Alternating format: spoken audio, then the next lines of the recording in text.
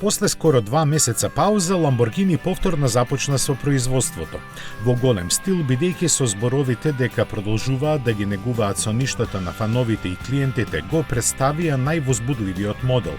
Во него нема ништо ново, бидејќи се работи за Huracan во Spider варијанта, но сега со погон само на задните тркала.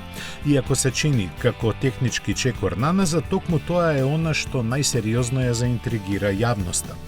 Како и да не би кога сите негови 610 конски сили трансферирани преку 7-степениот менувач целосно ја гарантираат забавата во возењето.